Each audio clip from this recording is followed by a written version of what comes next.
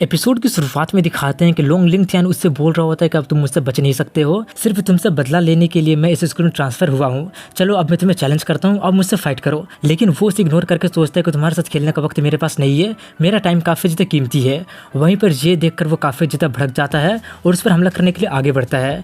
ये देखकर लियांग जोर से चिल्लाकर कहता है कि मिस्टर ली काइसन कोई स्कूल में किसी को मारने वाला है। ये सुनकर वो रुक जाता है और चिल्लाते हुए कहता है कि तुम चिल्ला क्यों रहे हो, क्या तुम्हें सच में लगता है कि मैं तुम्हें नहीं मारूंगा।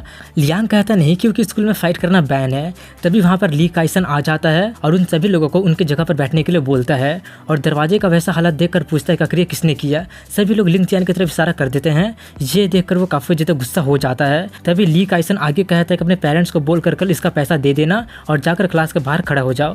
ये सुनकर वो चिल्लाते हुए कहता है कि मैं पैसा दे दूंगा, लेकिन मुझे क्लास के बाहर खड़ा क्यों किया जा रहा है। उसका वैसा बर्ताव देखकर वो उस पर हमला कर देता है, जिससे वहाँ का टेबल भी टूट जाता है। हमला करके वो उससे कहता है क्योंकि मैं यहाँ का टीचर हूँ और तुम्हें इस टेबल का भी पैसा देना पड़ेगा।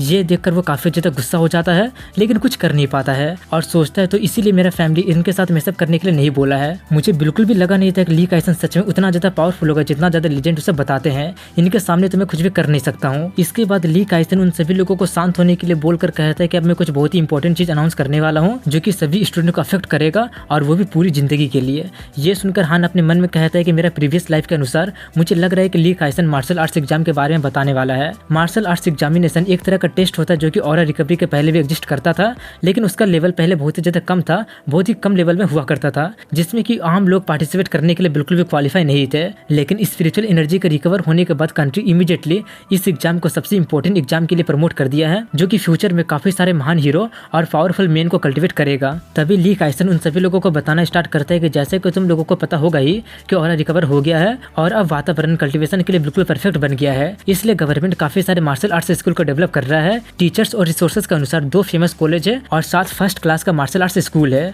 वो भी 7 school state level important school है और उसके अलावा स्टेट कुछ ऑर्डिनरी मिलिट्री स्कूल के भी रूल का अकॉर्डिंग सेट करेगा। कम शब्दों में बोलूं तो मार्शल आर्ट्स अब काफी ज्यादा फेमस हो गया है और एक नया एरा का भी स्टार्ट हो गया है और तुम लोग अभी काफी ज्यादा लकी हो, इसलिए जितना भी मौका तुम लोगों को मिल रहा है उन्हें बिल्कुल भी मत छोड़ना। और काफी सारे मार्शल आर्ट्स स्कूल कुछ साल पहले ही काफी सारे लोगों को कल्टिवेशन फैमिली और सेक्ट से लोगों को रिक्रूट करना स्टार्ट कर दिए थे। उस वक्त पृथ्वी के पास काफी ज्यादा कम स्पिरिचुअल एनर्जी था और उस वक्त सिर्फ इमोर्टल सेक्ट और कल्टिवेशन फैमिली के पास ही रिसोर्सेज था।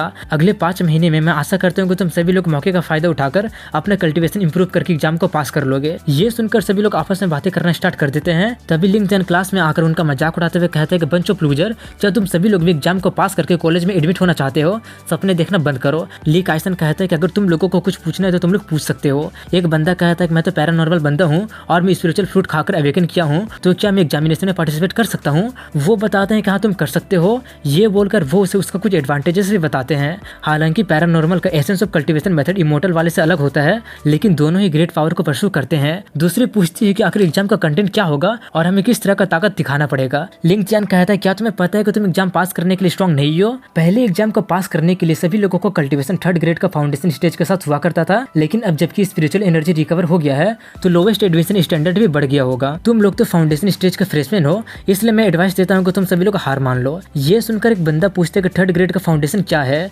तभी ली काइसन सभी लोगों को शांत करके उन सभी लोगों को समझाना स्टार्ट करता है कि कल्टिवेशन में foundation stage, core formation stage, spirit refining stage और भी काफी आगे तक ये जाता है। जब कोई भी कोर फॉर्मेशन स्टेज में पहुंचता है तो वो लोग अलग अलग ग्रेड का फाउंडेशन को कंप्लीट होगा, जो कि लोगों का क्वालिफिकेशन पर डिपेंड करता है। फाउंडेशन स्टेज शुरुआत से लेकर 9th ग्रेड तक होता है, जिसमें कि 9th ग्रेड सबसे बेस्ट होता है, लेकिन सिर्फ काफी कम ही लोग हैं जो कि 9th ग्रेड में पहुंच पाते हैं। काफी सारे लोग तो अपने जीवन में सिर्फ 1st ग्रेड में ही पहुंचकर रह जाते हैं। जनरली स्पीकिंग जो लोग 3rd ग्रेड होते हैं या फिर उससे ऊपर वाले होते हैं वो लोग गुड पोटेंशियल माने जाते हैं। जो लोग 6th ग्रेड में पहुंच जाते हैं उन्हें जीनियस माना जाता है और जो लोग 9th ग्रेड में पहुंच जाते हैं उनके ऊपर भगवान का हाथ होता है। और वो लोग जो लोग 9th ग्रेड के ऊपर भी पहुंच जाते हैं, खैर छोड़ो, तुम लोगों को इतना ही जानकारी काफी है।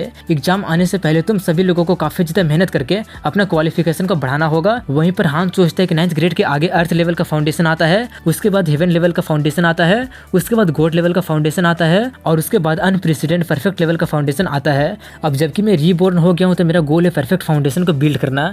तभी एक स्टूडेंट पूछती है कि मैं फाउंडेशन के अर्ली स्टेज में पहुंच गई हूँ, लेकिन अगर मैं एग्जाम के पहले ब्रेक थ्रू नहीं कर पाए तो क्या होगा। वो बताते हैं कि ये प्रॉब्लम ऑरा रिकवरी के पहले सबको था, लेकिन अब जबकि स्पिरिचुअल पावर रिकवर हो गया है तो अब ये कोई बहुत ही बड़ा प्रॉब्लम नहीं रहा है। अब हमारे पास स्ट्रॉन्ग स्पिरिचुअल पावर है और कल्टिवेशन भी काफी ज्यादा तेजी से बढ़ेगा। अगर तुम लोग काफी ज्यादा मेहनत करोगे तो एग्जाम से पहले तुम लोग फाउंडेशन स्टेज स्टेज में ब्रेक थ्रू कर लोगे। उसके अलावा तुम लोग काफ़ी सारे स्पिरिचुअल फ्रूट को भी खा सकते हो जो कि तुम्हारे कल्टीवेशन को बढ़ाने में हेल्प कर सकता है। इतना ही बताने के बाद उनका क्लास वहीं पर एंड हो जाता है। इसके बाद क्लास के बाद वो लोग वहाँ से जा ही रहे होते हैं कि तभी लियांग हान से कहता है कि मेरे साथ चलो, मुझे तुम्हें कुछ देना है।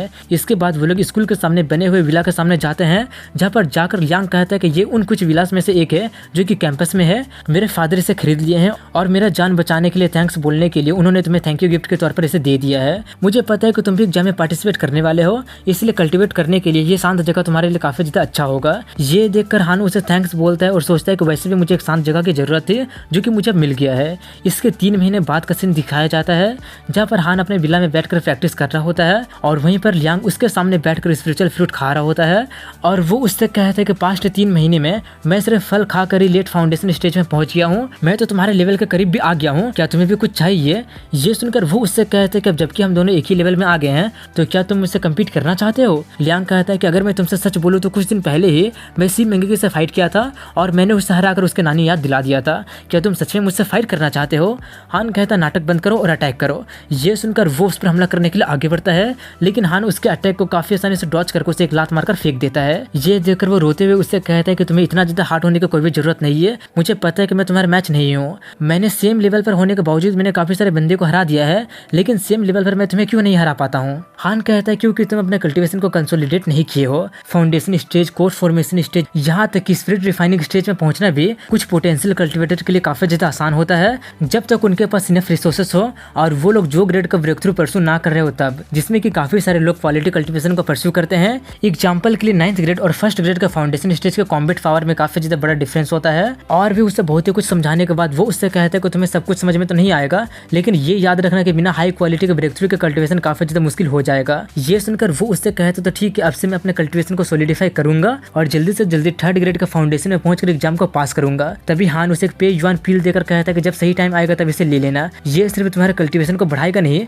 बल्कि तुम्हारे फाउंडेशन को भी सॉलिड करेगा। उस पील को देखकर वो काफी ज्यादा एक्साइटेड होकर कहता है कि मैंने तो सिर्फ इसके बारे में सुना ही था, कभी सोचा नहीं था कि मैं इसे देख पाऊंगा। हान कहता है कि मैं इसे तुम्हें फ्री में नहीं दे रहा हूँ, इसके बदले तुम्हें मेरे एक काम करना पड़ेगा क्योंकि अभी मैं बाहर नहीं जा सकता हूँ। इसमें 2 और पील है जिससे मैं चाहता हूँ कि तुम इनवे प्रोविंस के एक गाँव में जाकर यांग सरनेम वाले कपल को भिजवा देना, उन्हें बोलना कि शू हान ये पील लेने के लिए बोला है, मैं उनसे एग्जाम के बाद मिलने जाऊंगा। वहाँ पर किसी भी तरह का कम्युनिकेशन इक्विपमेंट काम नहीं करेगा और वहाँ पर सिर्फ पानी के रास्ते जाया जा सकता है, इसलिए मैं तुम्हें डिलीवर करने के लिए बोल रहा हूँ, इसलिए अपने लोगों को केयरफुल रहने के लिए बोलना। इसके बाद स्कूल के गेट को दिखाते हैं जहाँ पर काफी सारे कल्टीवेटर आ रहे होते हैं और कुछ लोग तो क्लाउड लिस्ट में मौजूद कल्टीवेटर भी होता है। यूनजी बताती है कि अब जबकि सबको पता चल गया कि गवर्नमेंट ने क्या अनाउंस किया है, तो अब सभी कल्टीवेटर जो लोग 30 साल के नीचे हैं वो लोग अपने लोकल हाई स्कूल में जाकर एग्जाम के लिए अप्लाई कर सकते हैं। और यही बोलने के साथ यहीं पर इस एपिसोड की एंडिंग हो जाती है।